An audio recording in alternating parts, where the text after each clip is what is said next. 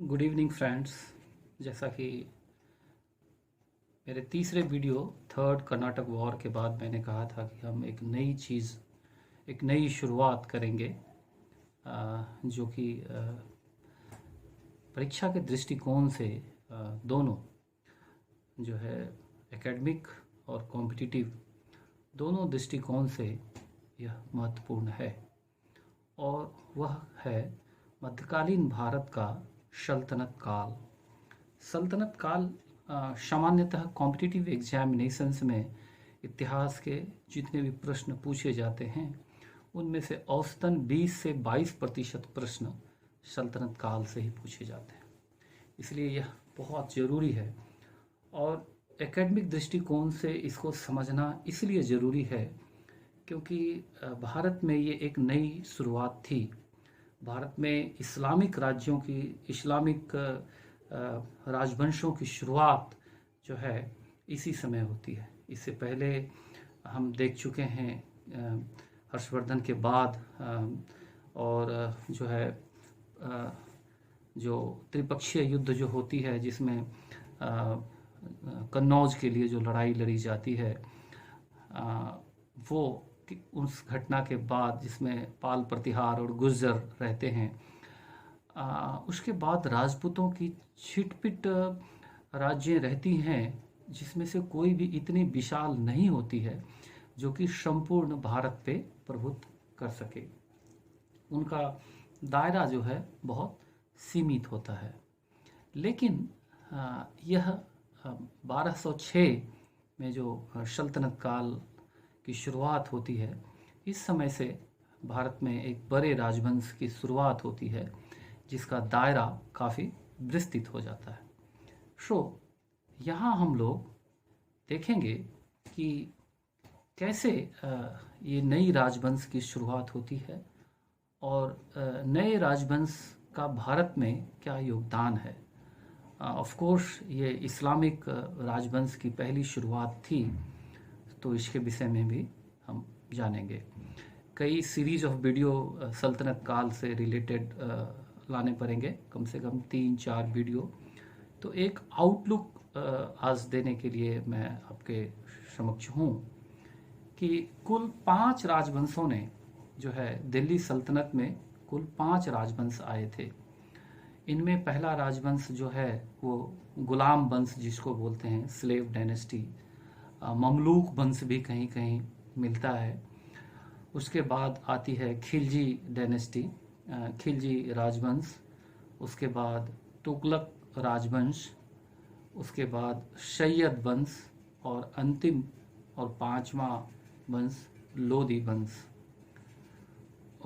मूलतः सल्तनत काल में जितने भी राजवंश होते हैं औसतन उसमें तुर्क ही होते हैं, हालांकि लोदी अफगान में थे। वो सब हम देखेंगे कि क्या अलग अलग देखेंगे, विभिन्न राजवंशों को अलग अलग पढ़ेंगे, इनकी प्रशासनिक व्यवस्था को भी पढ़ेंगे। अभी हम सिर्फ इन 5 राजवंशों के बारे में एक संक्षिप्त विवरण लेंगे, जिसमें गुलाम वंश के बारे में हम जानेंगे कि गुलाम वंश 1206 से लेकर के 1290 तक जो है लगभग 84 वर्षों तक रहता है। और इस वंश में जो है कुतुबुद्दीन ऐबक, अल्तुतमिश, रजिया सुल्तान, नासिरुद्दीन, गयासुद्दीन बलवन और कैकुबाद ये शासक रहते हैं। इनमें भी मुख्य रूप से हम अल्तुतमिश और बलवन को पढ़ते हैं। हालांकि कॉम्पिटिटिव दृष्टिकोण से जो है सबको थोड़ा थोड़ा देखना पड़ेगा, जिसके भी इम्पोर्टेंट पहलू हैं। इसमें कुतुबुद्दीन ऐबक 1206 से 1210 के बीच रहते हैं। अल्तुतमिश 1211 से 1236, रजिया सुल्तान 1236 से 1240, नसीरुद्दीन 1246 से 1266, गयासुद्दीन बलवन 1266 से 1287, फ्रॉम 1266 टू 1287, और कैकुबाद इसके अंतिम शासक होते हैं।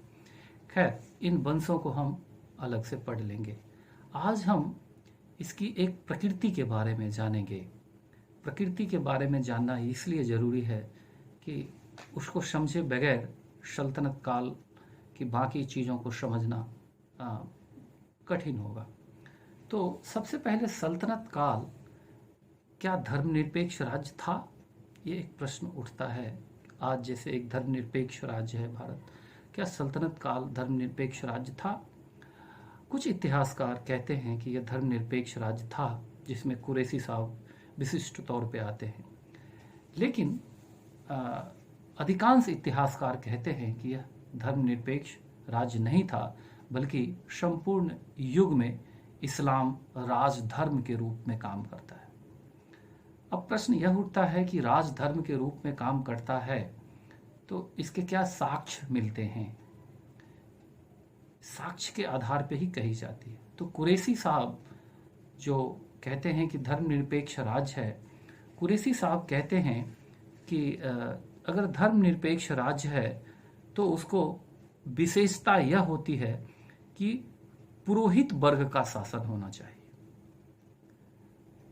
और पुरोहित वर्ग के शासन से इसको जोड़ देना कि धर्मनिरपेक्ष राज्य राजधर्म वाला राज्य वही होगा जिसमें पुरोहित वर्गों का शासन होगा, ये कतई उचित नहीं जान पड़ता है। क्योंकि उस समय हम देखते हैं कि जो जजिया लगाई जाती थी हिंदुओं पे, कुछ इतिहासकार इसे हालांकि धार्मिक कर नहीं मानते हैं, लेकिन अधिकांश इतिहासकार इसे धार्मिक कर ही मानते हैं। और सबसे बड़ी बात ये थी कि राज्य की कानून क्या थी, जिस कानून पे राज्य चलता था, तो इस्लामिक कानून था, शरिया के हिसाब से चलती थी, कुरान के हिसाब से चलता।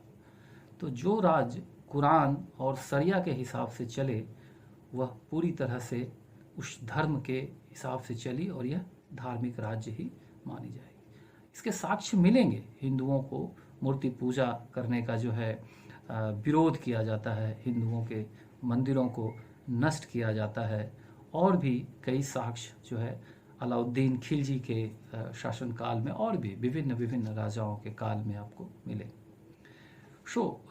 ये स्पष्ट कर देता है कि ये एक धर्मनिरपेक्ष राज्य नहीं था। जैसे कि दारुल हर्ब और दारुल इस्लाम है ना, दारुल इस्लाम मुसलमानों का देश और दारुल हर्ब गैर मुसलमानों का देश, तो ये अवधारणा भी उस समय काफ़ी चर्चा में रहती है। तो ये प्रकृति हुई कि कैसी प्रकृति थी राज्य की। राज्य की प्रकृति के साथ साथ एक थियोक्रेटिक, एक मिलिट्री स्टेट भी माना जाता है। थियोक्रेटिक स्टेट क्या होता है? थियोक्रेटिक स्टेट में राजा में ईश्वर का प्रतिनिधित्व देखा जाता है। थियोक्रेटिक स्टेट में यह कहा जाता है कि राजा ईश्वर का प्रतिनिधि है। अब जो ईश्वर का प्रतिनिधि हो गया तो फिर श्रेष्ठ हो गया, फिर तो बात ही नहीं उठती है। जो कोई ईश्वर का प्रतिनिधि है, जिसको ईश्वर ने चुना है, तो श्रेष्ठ को ही ईश्वर चुनेंगे। इस वजह से उसकी श्रेष्ठता दर्शाने के लिए कि उसमें प्रतिरोध नहीं हो, विरोध नहीं है, ये थियोक्रेटिक स्टेट बनाई जाती है। इसके अलावे जो खलीफा से खिलत लेने की बात होती है, अक्सर पूरे सल्तनत काल में आपको सुनने को मिलेगा। तो इस्लामी प्रभुत्व का सिद्धांत क्या था? इस्लामी प्रभुत्व का सिद्धांत कहता है कि संसार में जितने भी मुसलमान हैं, चाहे वो किसी भी हिस्से में रह रहे हों, उसका एक ही शासक होता था और उसे खलीफा कहते थे। अरब में होता था, उसे खलीफा कहते थे। और उसी खलीफा से जो है जितने राजा होते थे वो उसी खलीफा के प्रांतीय शासक कहलाते थे। तो जाहिर सी बात है, भारत में भी जो शासक रहे उसे खलीफा से प्रांतीय शासक के रूप में खिल्लत प्राप्त करनी पड़ती थी। खुतबे में नाम पढ़ाए जाते, सिक्के में उसके नाम खुदाए जाते थे। ये चीज़ें सल्तनत काल में जितने भी राजा यहाँ हुए, यहाँ भी देखने को मिलती है। हाँ, इसमें ये तो खुतबा में राजा के खिल्लत से जुड़ी हुई बात हुई। हालांकि आप देखेंगे कि कुछ ऐसे राजा भी आते हैं जिसमें अलाउद्दीन खिलजी का पुत्र मुबारक शाह स्पष्ट कह देता है कि मैं खुद ही खलीफा हूँ। वो खलीफा को नकार कर खुद को खलीफा घोषित कर देते हैं। और अलाउद्दीन खिलजी और मोहम्मद बिन तुगलक दोनों शरिया के हिसाब से, कई बार उलेमाओं को कानून कहता है कि जहाँ विवाद हो शरिया के हिसाब से उलेमाओं का सलाह लेना ज़रूरी है, लेकिन ये दो राजा अलाउद्दीन खिलजी और मोहम्मद बिन तुगलक ने कहीं भी उलेमा का जो है राय नहीं लिया। जब इसकी जो मर्जी लगी राज्य के हित में तब इन्होंने किया। तो ऐसे साक्ष्य भी मिलते हैं कि इन राजा अपने पक्ष में निर्णय लेता। एक और चीज़ प्रकृति थी कि जो राजा का पद था वो वंशानुगत नहीं था। वंशानुगत नहीं था। वंशानुगत इसलिए नहीं था क्योंकि यह प्रावधान अरब में नहीं था। और दूसरा एक और भी चीज़ आपको मिलेगी, एक मिल्लत।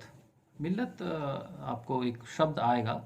मिल्लत एक ग्रुप ऑफ मेंबर्स होते थे जो उसमें राजा के अपने निजी सचिव, कर्मचारी, उच्च अधिकारी, उसके निजी मित्र, रिश्तेदार, ये सब आते थे जो राजा को चुनते थे, है ना, राजा को चुनते थे।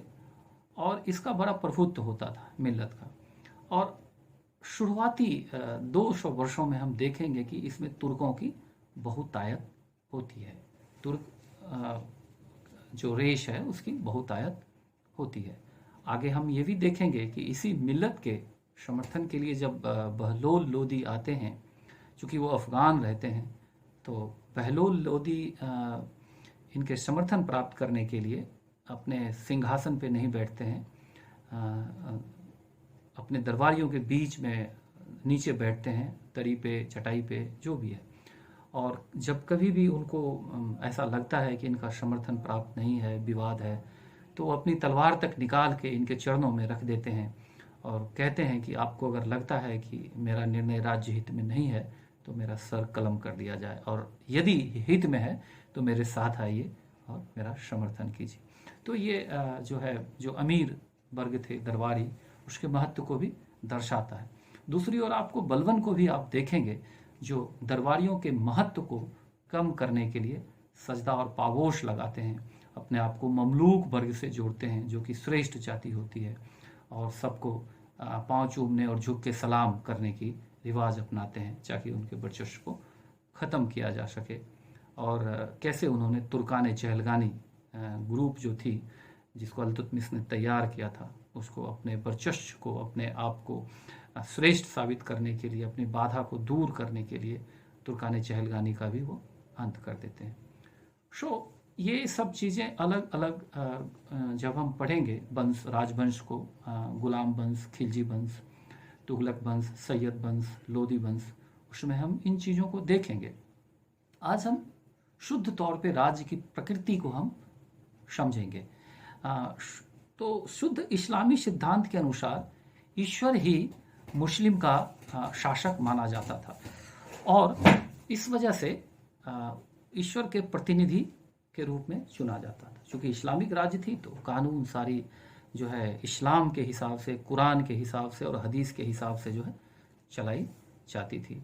जो कुछ भी कुरान, शरीयत और हदीस में होता था उसके हिसाब से चलाया जाता था। और राजा के सलाह के लिए, राजा को सपोर्ट करने के लिए मंत्री परिषद होती थी, और इस मंत्री परिषद में मुख्य विभाग होते थे।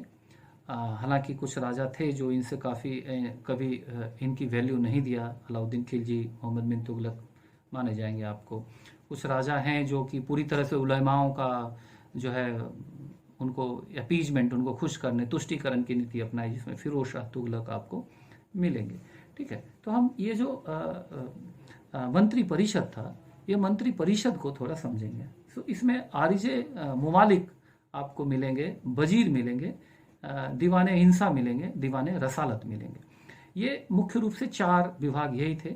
वजीर था, उसके बाद दीवाने आरिज, ठीक है, दीवाने अर्ज, ठीक है, दीवाने अर्ज, उसके बाद दीवाने हिंसा, दीवाने रसालत मिलेंगे। कहीं कहीं आप देखेंगे एक नायब का पद तैयार किया गया था। ये नायब का पद राजा और वजीर के बीच का पद था। जब कभी भी राजा कमजोर होता था तो ये नायब का पद जो है ये पूरी मंत्री परिषद को अपने नियंत्रण में ले लेता था। वैसे सामान्यतः औसतन 320 वर्षों में 1206 से लेकर 1526 तक, इन 300 वर्षों में नायब का पद सामान्यतः गौण रहा। लेकिन जब कभी भी राजा कमजोर दिखा तो ये नायब का पद ये वजीर से ऊपर हो जाता था।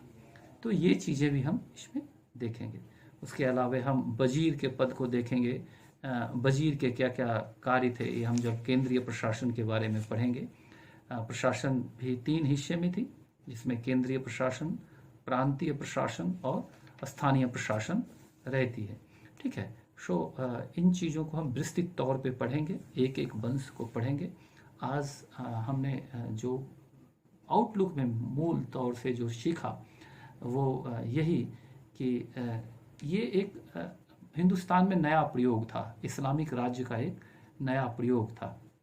इससे पहले इतने विस्तृत क्षेत्र में इस्लामिक राज्य हिंदुस्तान में नहीं आया था। जो भी गजनी आए थे या जो भी शासक आए थे वो मामूली लूट खसोट के दृष्टिकोण से आए थे, और यहाँ इतने लंबे वर्षों तक 320 वर्षों तक काफ़ी कुछ प्रभावित किया। इसी दौरान आप देखेंगे कि सूफी आंदोलन होता है, भक्ति आंदोलन होता है।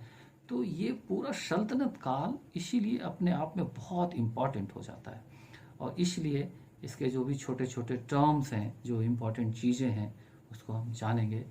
और मूल तौर से आज हमने यही समझा कि 1206 से लेकर के 1526 तक 320 वर्षों में टोटल 5 राजवंश इसमें आते हैं, जिसमें गुलाम वंश सबसे पहले आता है, स्लेव डायनेस्टी, ममलूक वंश भी इसको बोलते हैं। उसके बाद खिलजी वंश आता है, उसके बाद तुगलक वंश आता है, फिर सैयद वंश आता है, फिर लोदी वंश आता है। फिर हम देखेंगे कि लोदी वंश के अंतिम शासक इब्राहिम लोदी को पराजित करके कैसे बाबर हिंदुस्तान में आते हैं, फरगना से, काबुल से, फरगना से, और कैसे जो है ये जो सल्तनत काल का समाप्ति हो करके कैसे जो है मुगल काल की भारत में शुरुआत होती है। तो आज इतना ही हम जानेंगे। कल हम अलग अलग कुतुबुद्दीन ऐबक के बारे में, अल्तुतमिश के बारे में, रजिया के बारे में, नसीरुद्दीन के बारे में, बलवन के बारे में, कैकुबाद के बारे में, जो संक्षिप्त जानकारी के साथ जो इम्पॉर्टेंट चीज़ें हैं, जो उन्होंने क्या क्या किए, क्या क्या अभियान थे, कैसे प्रभावित हुआ इससे दिल्ली सल्तनत, इन चीज़ों को जानेंगे।